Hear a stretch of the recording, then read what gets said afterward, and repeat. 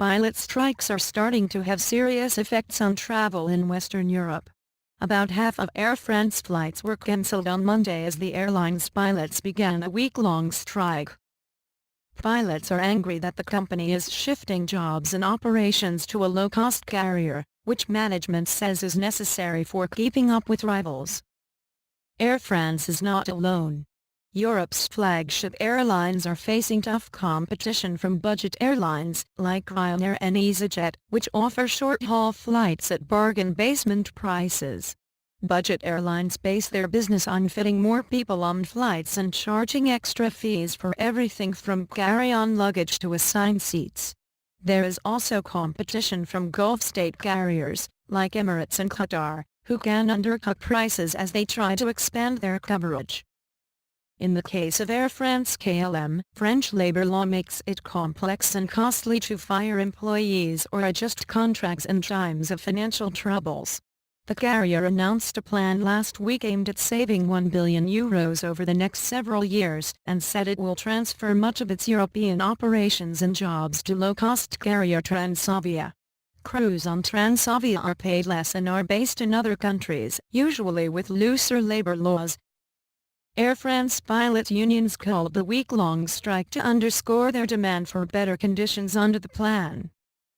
The airline announced it expected to cancel 52% of flights on Monday, and up to 60% on Tuesday. The company said each day of the strike will cost €20 million in lost revenue. The airline is urging customers to postpone travel and to verify flight information before heading to the airport.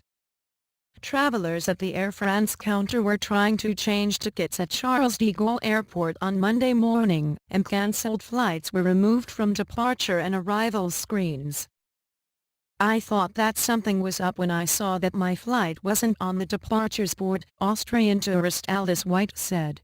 "I hope I will be back to Vienna in time to be at work." Budget carrier EasyJet announced an offer of extra seats to passengers stranded by the Air France strike. In Germany, a union representing Lufthansa's pilots says the pilots will walk off the job at Frankfurt Airport Tuesday, preventing departures by Germany's biggest airline from its busiest airport. The two sides are locked in a dispute over the pilots' demand that Lufthansa keep paying a transition payment for those wanting to retire early. The airline wants to cut those payments. Other established European carriers have faced similar problems, with many struggling to adapt.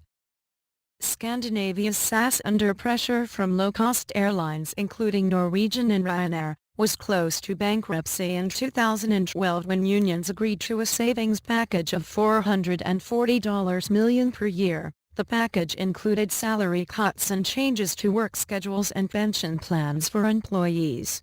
SAS, which still has higher operating costs than its competitors in the region, has since intensified its savings efforts.